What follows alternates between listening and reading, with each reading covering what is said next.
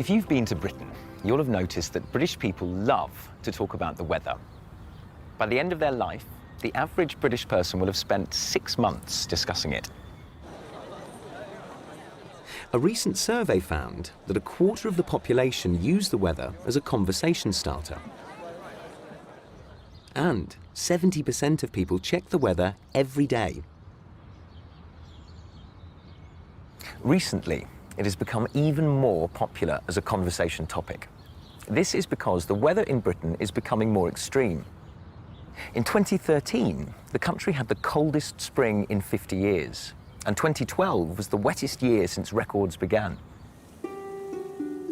But in reality, this spell of severe weather is nothing compared to the droughts, torrential rain and devastating storms experienced in other parts of the world.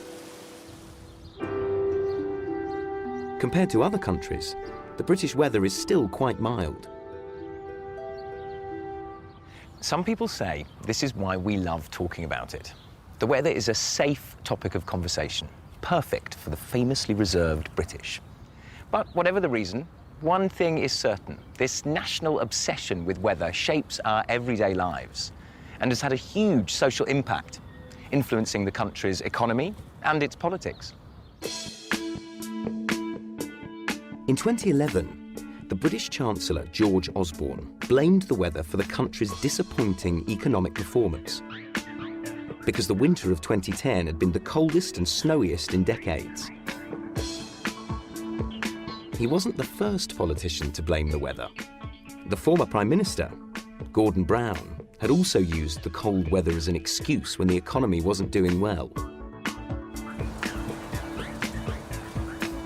Rain has also had an effect.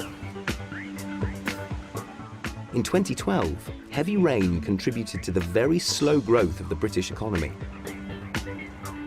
People stopped going out to buy things in shops, eat in restaurants, or socialise in pubs and cafes. Instead, they stayed at home and kept their money in their pockets.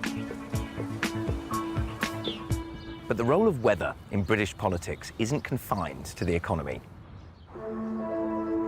British elections are almost always held in the spring or the summer.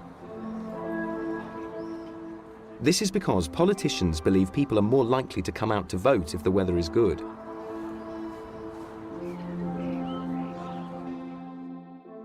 Some experts say that the weather is why the UK has never had a revolution.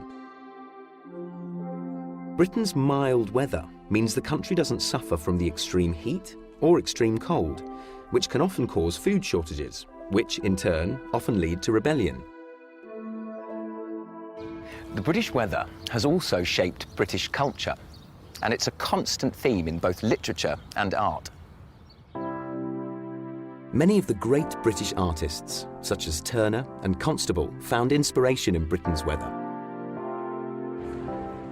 It appears in many famous British plays, books and poems, and features heavily in the work of the country's most famous writer, William Shakespeare.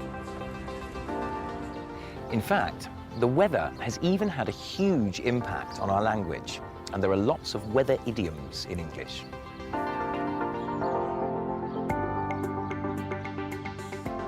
If you say you are under the weather, it means you're ill.